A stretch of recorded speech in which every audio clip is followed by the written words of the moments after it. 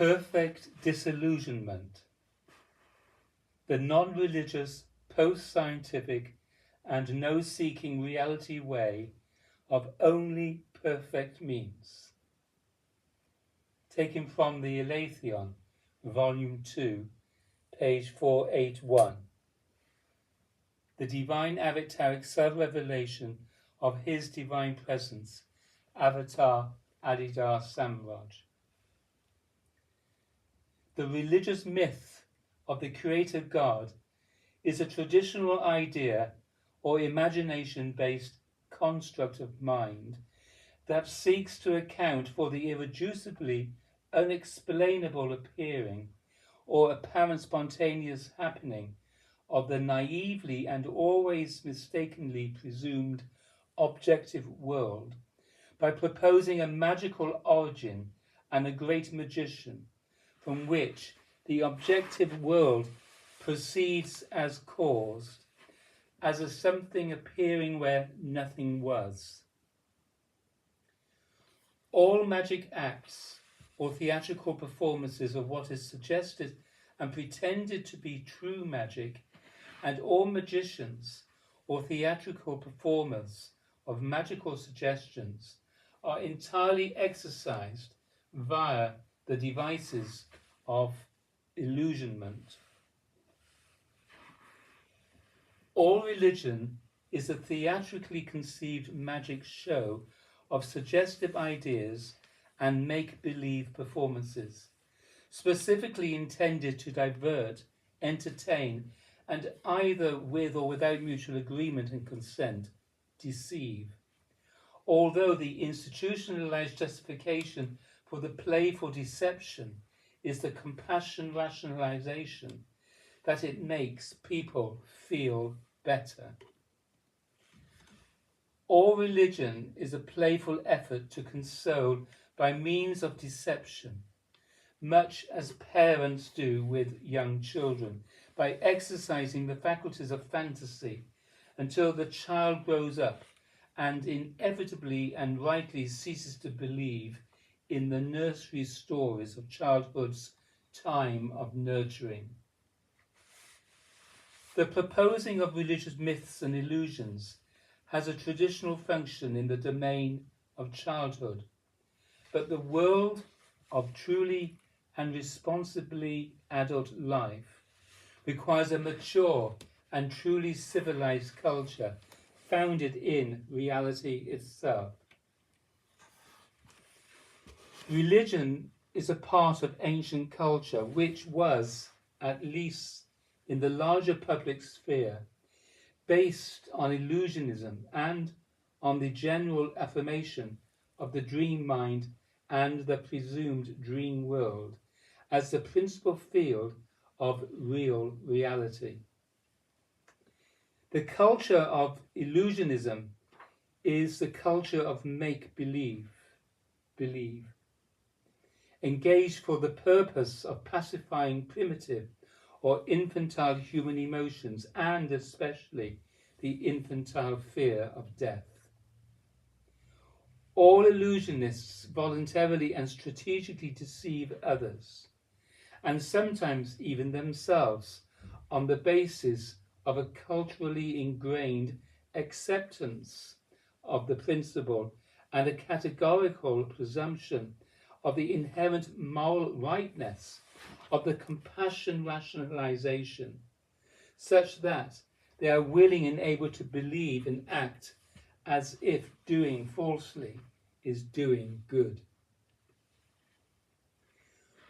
All who believe in illusions or magic or religion, and who therefore accept illusions as non-illusions or objectively real and really magical events, volunteer to be thus tricked and deluded, and they do so for their own, usually uninspected reasons, but in general because it makes them feel better.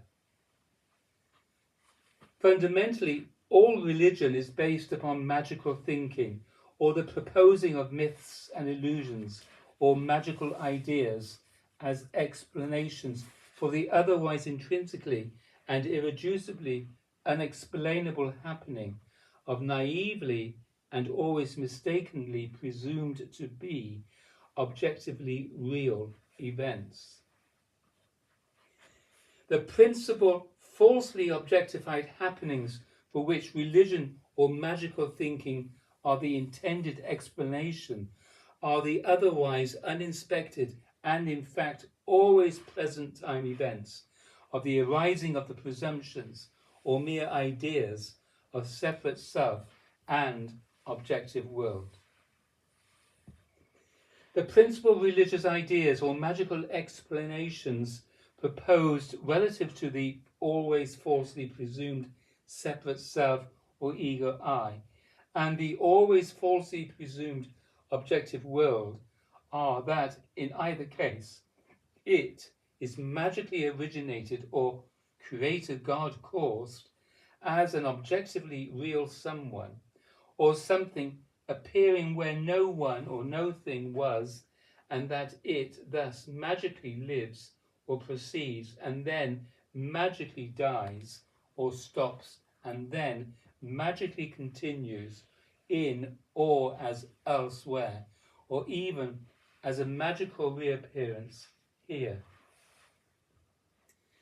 The psychological purpose of magical thinking about separate self and objective world is anxiety reduction, specifically by replacing the irreducible mystery or intrinsically unexplained and unknowable condition of human experience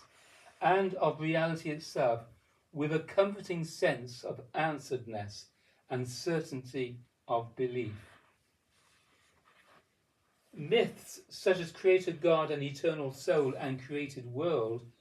provide the imagination constructs necessary for a mind-based or concept-based psychological illusion of eternity, changelessness,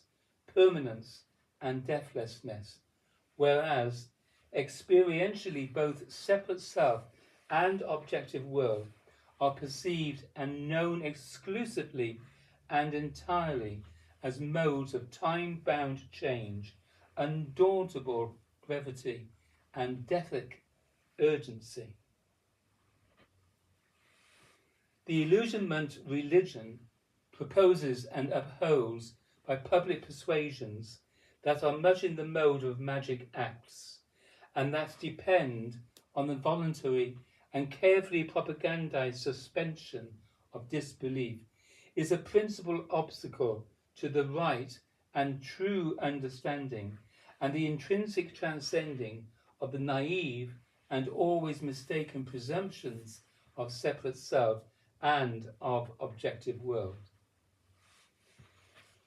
All magical explanations are false or illusion-based. The explanations made by the institutionalized culture of science are apparently, or so it is, even in the illusionist manner, said and believed, rather rigorously and propagandistically realistic, rather than idealistic, intentionally religious, and strategically illusionistic. But they are, nonetheless, based upon the same conventions of false presumption that are, otherwise, the root basis of religion and illusionism in general. All science is a search for knowledge based upon the naive and always mistaken presumption of a really objectively existing world and a really objectively existing separate self that knows or can know the really objective world. As a means for truly knowing or realizing reality itself as it is, neither religion nor science avails. Both religion and science provide and promote an illusion of certainty relative to the ideas of separate self and objective world, whereas both separate self and objective world are themselves and as such mere illusions or mere ideas, which must themselves and as such be tacitly, directly, and intrinsically transcended rather than merely consoled or explained. Relative to reality itself, both religion and science are illusionist performances, or merely conventional modes of consolation and explanation or presumed knowledge, based on the illusion of point of view or ego I, and the illusion of perspectively organized or point of view located, and thus and thereby objectively conceived world. The idea of certainty, and thus of mental eternity, or of refuge in knowledge, or of conceptual immunity to change, is the fundamental illusion and operative myth associated with both religion and science, and the mere idea of certainty, or any other mere idea or mode of conditionally based belief, or conditionally presumed knowledge, is an inherently and irreducibly illusory object that directly obstructs and effectively prevents tacit, direct, and intrinsic self-apprehension, and as such perfect knowledge of reality itself. What is required if reality itself is to be perfectly known or realized as it is the intrinsic transcending of the illusions or naive and inherently false presumptions of separate self and objective world. Therefore, if reality itself is to be perfectly known or realized as it is, a perfect disillusionment is required, in which all mere ideas and all naive thinking and all propositions based on inherently false presumptions, including both magical and as such religious thinking presuming and objectivist and as such scientific thinking presuming, are intrinsically transcended in reality itself.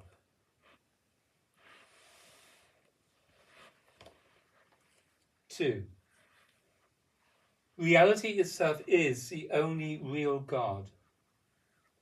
Reality itself is all the God there is. Real God is not a point of view or an absolute ego I. Real God is reality itself. Reality itself is the only God that is. In reality, and thus in truth, reality itself and altogether is not a God, but reality is itself and altogether one, only, absolute, self-existing, self-radiant, indivisible, a causally all in all pervading, perfectly all in all including, perfectly all in all transcending, perfectly egoless, and as such, and therefore self-evidently divine. Because reality itself cannot and should not be objectified and thus and thereby deified or falsely identified as a God object, it is altogether appropriate and indeed it is necessary to speak only of reality itself instead of resorting to the religious language and ego culture of God talk. The universe is not caused by a point of view or by a God that is located at a space-time locus, nor is the universe as a totality available to be perfectly observed or comprehended by or from or at a point of view. The always falsely presumed ego I or point of view located separate self naively objectifies both self and world, and always conceives of the thus objectified world in perspective or with reference to point of view. Thus, point of view or separate self or ego I or space-time located attention itself naively objectifies and perspectively organizes its own apparent experience, and thus and thereby projects its own naively and always falsely presumed state of separateness and even egoic individuality upon all that it perceives or in any manner presumes to know. The world, or the total context of conditional experience, is not an ego I, not an individual, not a point of view, not a location, not an object, not a separate anything or anyone at all. And thus and therefore, the world, or the total context of conditional experience, is not and cannot be caused by or from any kind of point of view or separate location or any kind of separate individual or separate person or separate God. The world, or the total context of conditional experience, is intrinsically egoless, or always transcending any and every location or point of view, and therefore neither a necessarily falsely presumed ego I, or separate self, nor a necessarily falsely presumed separate God, can know the world as an egoless totality, or create the world as an egoless totality, or otherwise realize or be reality itself as it is. The universe is self-evidently, even like any ordinary room or enclosed space, a simultaneous totality without its own specific or permanent locality. The totality of universe is comprised of all possible space-time, and thus every possible point of view in space-time. Therefore, the totality of universe is not itself a point of view or a space-time location, and the totality of universe cannot itself be inspected, known, or caused from or by any possible space-time point of view. The totality of universe is not itself reality itself, but rather reality itself as is the totality of universe, or is being as and is not separate from the totality of universe. Reality itself as it is does not do or intend. Reality itself as it is does not and cannot cause. Reality itself is the indivisible self-happening of totality. Therefore, no otherwise first cause is required to cause or to intend and enact the totality of universe. Reality itself, or real God, is not a or the cause and effect bound point of view toward or in relation to anything. Reality itself, or real God, is the perfectly causal context of everything. In order to understand the universe in reality itself, the universe should not be localized to a point of view, or divided into space-time units of observation, or in any other sense point of view-ized, and thus anthropomorphized.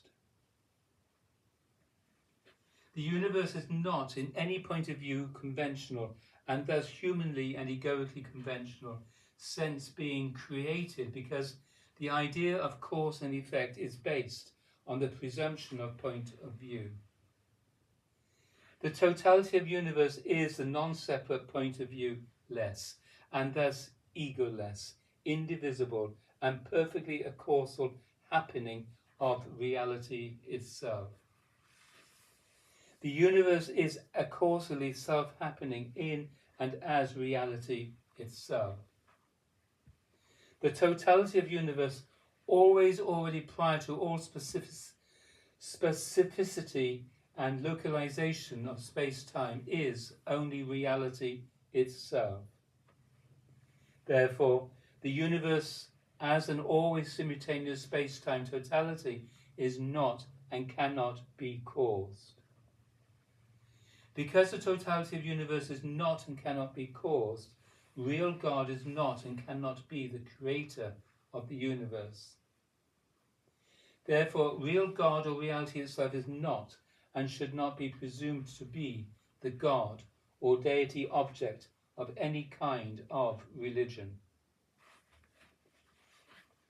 Religion always begins with the presumption that the separate self or ego I and its problem or urge to seek exists and is known, and the egoically presumed and egoically defined world or the totality of egoically objectified universe exists and is known. Therefore, religion does not begin with the knowledge of reality or real God itself, but rather religion always begins with the absence of the knowledge of reality or real God itself. Religion is never based on perfect knowledge or reality itself.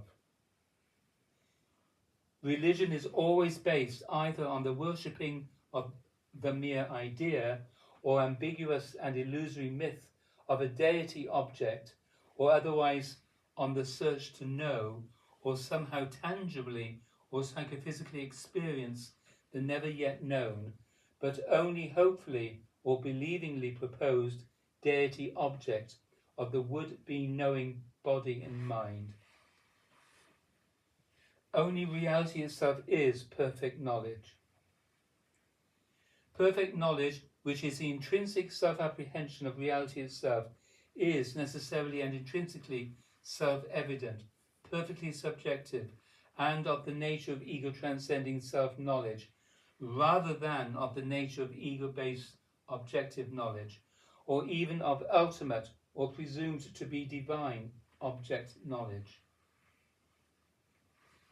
Perfect knowledge is the intrinsic self-apprehension of the self-nature, self-condition, and self-state of reality itself,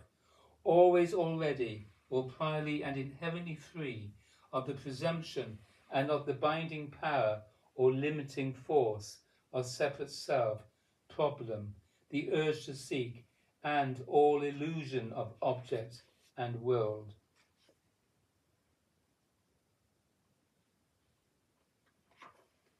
Religion and science do not priorly and inherently know, and cannot, by any religious or scientific means, achieve or acquire the knowledge of reality itself, and therefore religion and science always already do not and cannot know real God. Religion can only seek to know reality itself, and thus religion proposes reality itself as the mythical and illusory God object to be found, as if reality or real God itself has been lost. Religion is mental, emotional, and physical method, an ego-based strategy for seeking what has been lost or is not yet attained or realized. Religion characteristically seeks its proposed goal by means of the efforts of the social ego, and those means are most characteristically the performance of religiously idealized social virtues and other, often sex-paranoid or moralistically and even puritanically conceived behaviors. Religion is a form of pious but nonetheless childish consumerism, full of posturing, bargain hunting, haggling, and deceitful practices of all kinds, whereby the separate self or the client-like ego I, whether as an individual or as a socially defined cultural collective, seeks to acquire what, from the egoic and psychophysical point of view, is desired, or whatever objectively defined condition, thing, or state of propriety, God, can provide to satisfy the wanting, demanding ego, I, itself. The religious form of the consumer ego wants and seeks, as if in marketplace, what it can beg, take, somehow earn, or otherwise acquire from the presumed store-owning shopkeeper, God. The consumer ego uses religious means to seek and demand what the parent-like God can do for the alternatively childish and otherwise adolescent ego I in the midst of its vulnerable and unsatisfactory conditions of life. However, the religious ego I does not want God as if or only as itself. However, the religious ego I does not want God as is or only as itself, rather than merely as a presumed executive supplier, manager, middleman, and sometimes hoarder of the commodity of goods. And therefore, the religious ego I always resists and tacitly refuses what is required of it as the necessary prize to realize God as is, rather than merely as the ambiguous source of consumer satisfaction.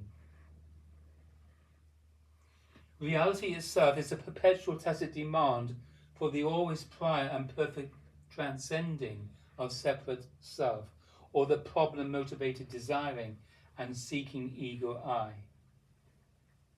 Reality itself is a perpetual tacit demand for the always prior and perfect transcending of problem-motivated desiring, and all methods of seeking, whether religious or scientific, or psychological or psychophysical, or in any manner or mode conditional. Reality itself is a perpetual tacit demand for the always prior and perfect transcending of religion, or all seeking by means of the psychophysical and altogether ego-based method, whether religious or scientific or otherwise. The method of religion seeks reality itself in the form of the illusory and entirely ego-made and ego-serving God object, as if to control and even own reality itself. Religion always defines reality itself in the self-reflected likeness of the point of view that is egoity itself. Religion is the enterprise of Narcissus, the presumed separate and always self-contracted, self-contracting and self-reflecting point of view. Reality itself, or real God, is not the basis for a religion. Reality itself, or real God, is neither the basis nor the justification for the application of the method of religion, or for the application of any effort of seeking whatsoever. Reality itself, or real God, is not itself a religion. Reality itself, or real God, is inherently a way. Reality itself, a real God, is not the subject or topic of religious discourse or conventional God talk. The God of religion is not real God or reality itself. Reality itself, or real God, is the inherently non-religious way of real God or reality itself. Reality itself is the way of reality itself. Reality itself is the one and only way that is reality itself.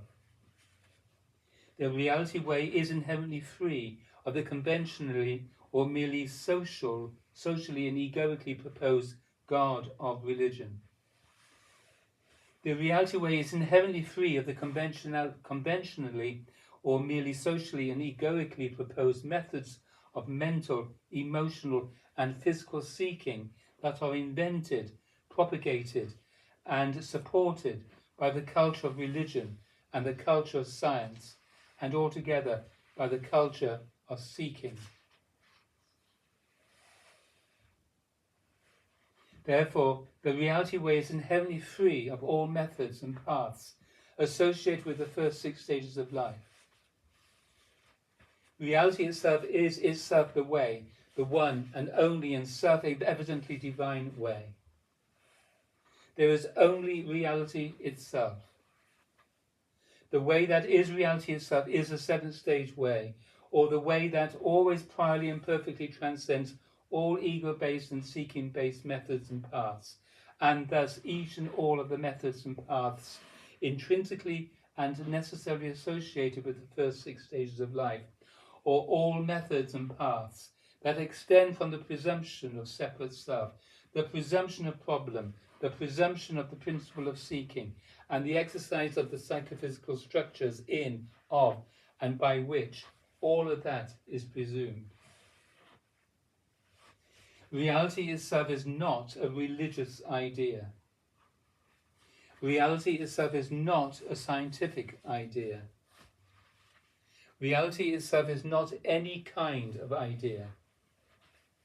Reality itself intrinsically transcends the brain, the body-mind complex, and all psychophysical conditions and states, the presumed separate self or ego I, the presumed separate or objective world, and thus and therefore all ideas, all objects, and all conditional states of the body-mind self. All conditional states of the body-mind self are permutations of psychophysical experiencing. All permutations of psychophysical experiencing are modes of perception and conception. All modes of perception and conception are exercises of attention. All seeking methods are exercises of attention.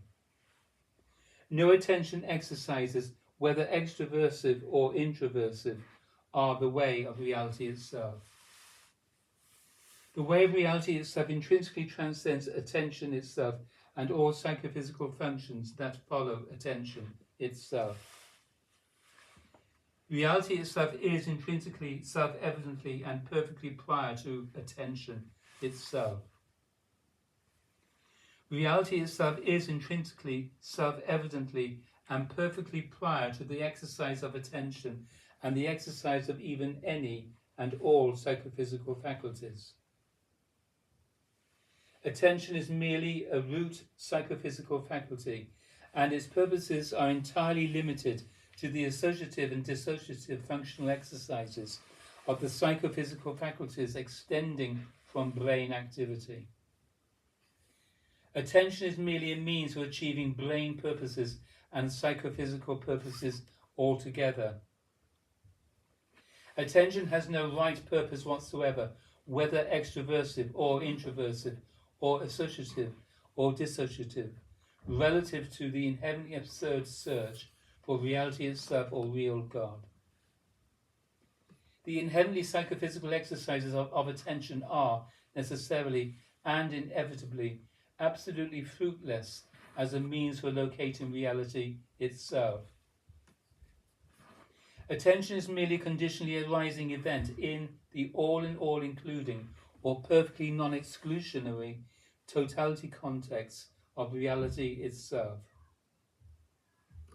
Because it is always already in, of, and as reality itself, or in, of, and as that which is egoless, indivisible, and self-evidently divine, attention itself and in its exercise need not and indeed should not, in any moment or under any conditions or in any circumstance whatsoever, seek or supply any psychophysical method toward locating reality or real God itself. In the apparent context of all and all of the conditionally arising world, there is only the intrinsically egoless, perfectly indivisible, and perfectly a causal self-nature, self-condition, and self-state of reality itself.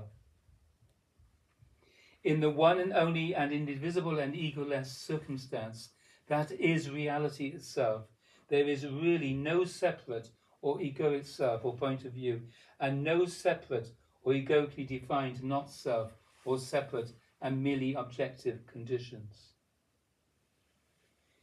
If there is the inherently false presumption of a separate self or point of view bound ego I, and of all kinds of not self or separately objectified conditions, then the thus presumed and psychophysically defined separate self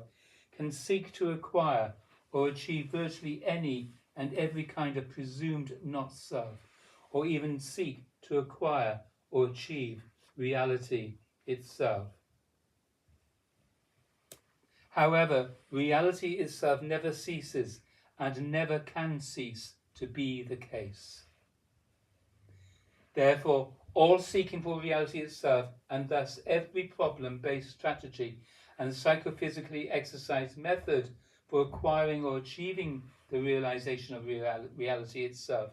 is an ego-bound and egoically self-confined activity that is based upon and inescapably limited to the illusory presumption or inherently absurd proposition that reality itself, which is truth itself and the only real God or absolute indivisible intrinsically egoless, and self-evidently divine source and refuge of all and all, is not presently and self-evidently the case. What is always already required is the intrinsic and thus always present realization of reality itself, and thus and thereby the inherent and altogether actual transcending of all contrary or non-reality presumptions, and all seeking based upon false and illusory or non-truth presumptions. It is not possible to cause the intrinsically acausal self-realization of the perfectly acausal, perfectly indivisible, intrinsically egoless self-nature, self-condition, and self-state of reality itself. It is not possible, or by any ego-based exercise at all, to acquire or achieve the realization of a causally self-evident reality itself. It is not possible to acquire or achieve the realization of reality itself as a result of any kind of seeking, because all seeking is a problem-based rather than reality-based effort, founded upon egoity rather than inherent egolessness, dualistic rather than indivisibility-based, and a causality-based assumptions about the objective world, and even all kinds of false and illusory presumptions that are inherently contrary to reality itself, and to the prior inherent, self-evident, or not caused, and always actual realization of reality itself. No search or mental or physical or in any form or manner psychophysical effort can acquire or achieve or cause the realization of reality itself as an effect or as a result. No act or mode or orientation or reorientation or intention or effort of attention or of attentional process, whether in the mode of associative or otherwise dissociative extroversion, or in the mode of internally associative or otherwise dissociative extroversion, can acquire or achieve or cause the realization of reality itself as an effect or as a result. Reality itself cannot be caused, because reality itself is always already the case, and therefore need not in any moment yet be caused to be the case. The realization of reality itself cannot be caused, because reality itself is either self-evidently the case, or it is not otherwise knowable or known. Reality itself is not and cannot be either the knowledge or the known to any presumed separate knowing self or psychophysical point of view or ego I. Reality itself is not an object or existing as not self relative to any presumed separate self. Reality itself is always already perfectly, causally, non-separately, indivisibly, and egolessly the perfectly subjective self-state or a causal reality nature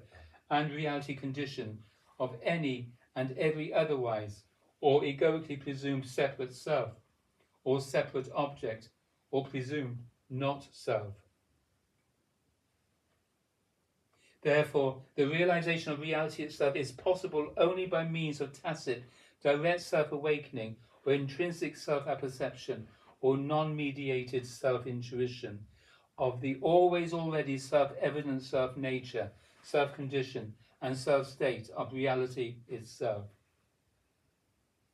The only by me revealed and given, and thus and thereby divinely avatarically self-revealed, seventh-stage reality way of Adidam, or Adidam Rishirodam, is the radical or always proudly ego-transcending way of the intrinsic self-realization of reality itself. The reality-realizing means of the reality way of Adidam are always and only modes of the direct self-revelation of reality itself,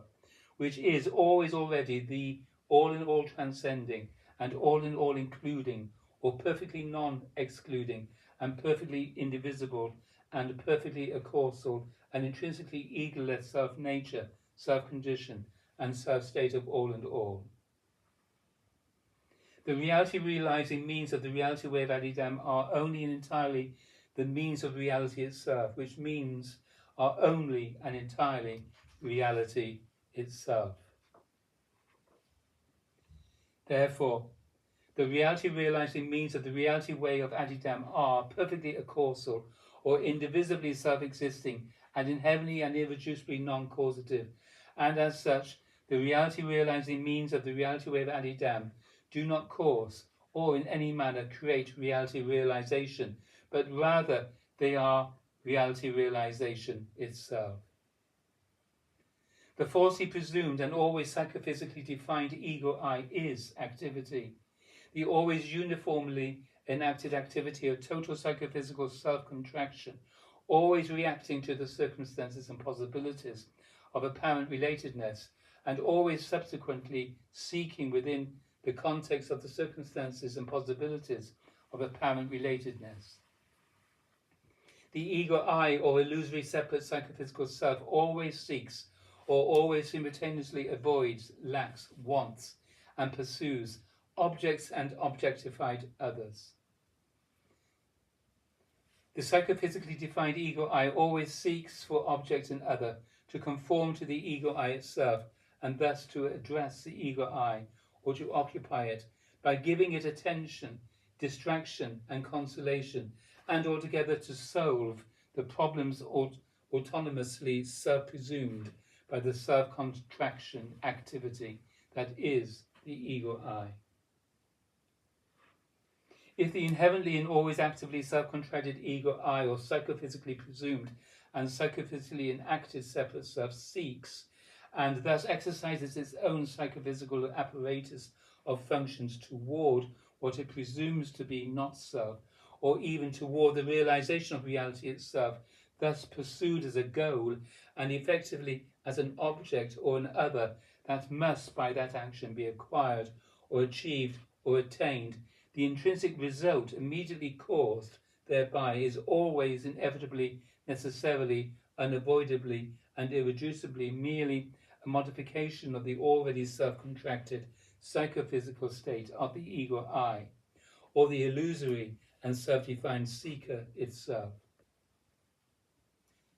Therefore, only perfect searchlessness, intrinsically free of all presumption, and thus of all psychophysical exercise of separativeness, relatedness, otherness, or the illusory objectification of self and not self, or even the presumption of any kind of irreducible difference at all, is the right, true, and necessary basis for the tacit direct realization of intrinsically self-evident reality itself.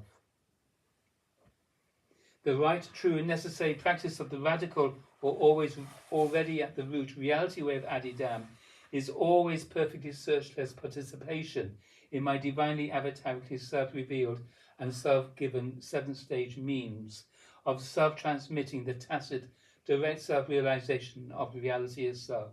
And that right, true, and necessary practice neither requires nor exercises nor allows any occupation with separate self, its demands, its illusions, as contrariness, its problems, its methods, its psychophysical efforts, its mere ideas, or its any intention to seek for reality itself. The only by me revealed and given reality teachings of the reality way of Adidam are always the divine avataric self-revelation of reality itself, and the only by me self-revealed and self-given reality way of reality itself, and not merely an idealization and a promotion of ego-based and psychophysically enacted techniques, exercises, remedial methods, or seeking tools intended to solve the ego's problems. It is not possible for me, or for anyone at all, to actively, by the application of any conditional means at all, cause people to realize the truth of reality itself. Therefore, it is not possible for me to actively cause people to realize the truth of reality itself by means of my submission to teach them by subordinating myself to their egoity and ego patterning, or by any kind of social, organizational, ceremonial, or otherwise psychophysical interaction with them, or by imitating them, and thereby reflecting them to themselves, or by any kind of active and even merely verbal response to their questions, their problems, or their sufferings, or by analyzing them aloud, or by complaining them to themselves, aloud, or by explaining them to themselves. The realization of the truth of reality itself cannot be caused, but it can and indeed must be given. The freely given gift of reality itself can enable, but not cause people to realize the truth of reality itself. The freely given gift of reality itself can causally and perfectly, and thus tacitly, directly, intrinsically, and radically, or at the root, enable and not merely cause people to realize the truth of reality itself. Therefore, I can really and thus perfectly, but only causally, enable people to realize the truth of reality itself by my divine avataric means of free gift, which is tacit, direct self-transmission and self-revelation of the self-nature, self-condition, and self-state of reality itself. The divine avataric means whereby I causally and perfectly enable people to realize the truth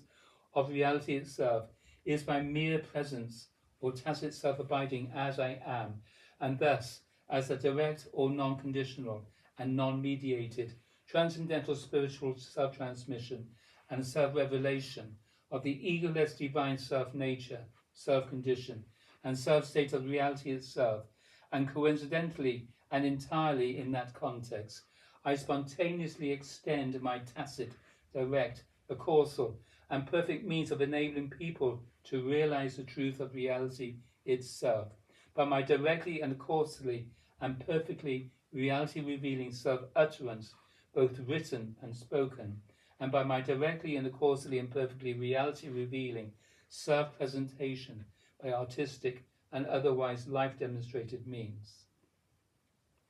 Therefore, my specific and only means of tacit, direct, causal, and perfect reality transmission is the perpetual circumstance or root company of reality itself, which is my divine avataric free gift to all and all, and which is by me revealed and by me given via and as the intrinsically egoless, a causal, tacit, and perfectly radical, or always already at the root relationship of right and true devotion to me. The circumstance of right, true, and radical, or always already at the root devotional relationship to me, requires of me that I strictly adhere to my own intrinsically free reality disposition, and that thus and therefore I dissociate myself from all exercises of the methods, the purposes, and the appearances or seemings of illusionism, whether religious or of any other kind. Therefore, I am as I am, and thus characteristically natural, straightforward, open-faced, and plain-speaking in both manner and behaviour, without ostentation or pretentiousness, utterly free of beliefs, inherently without illusions, entirely without traditional or tribal attachments to life rituals, likewise without bondage to mere convention, and without any vested interest in the defence and perpetuation of mere ideas, and altogether without any self-identity, effort, or intention to deceive or delude anyone at all. The circumstance of right, true, and radical, and always already at the root devotion relationship to me requires of my devotee that he or she strictly adhere to the right, true, and radical, or always already at the root practice of the only by me revealed and given reality way of Adidam, and thus and thereby stand free from all exercises of the methods, purposes, and appearances or seemings of illusionism, whether religious or of any other kind. Therefore, my devotee must always approach me and in general behave in a natural, straightforward, open-faced, and plain-speaking manner, without ostentation or pretentiousness, entirely free of beliefs, illusions, traditional or tribal attachments to life rituals, and otherwise binding attachments relative to mere convention and mere ideas, and altogether and utterly without any self-identity, effort, or intention to deceive me, or trick me, or lie to me, or deceive or delude anyone at all. The right and true radical, or always already at the root devotional relationship to me, is the only by me divinely avatarically self-revealed and self-given perpetual circumstance of my root company, whereby me recognizing and thus and thereby to me attracted and profoundly me serious and constantly me invoking and thoroughly right life disciplined devotee is tacitly, always already and constantly whole bodily, or in a total or all-inclusive psychophysical manner turned or returned or given back to me, and thus and thereby grows by outgrowing ego's faults to truly searchless and thus egoless beholding of me, and always priorly egoless devotional and in due course really and fully transcendental spiritual communion with me. Reality itself is self-existing and perfectly indivisible, a causal, non-separate, all-in-all transcending, all-in-all including, perfectly egoless, perfectly subjectively self-present as all-in-all and as such absolute.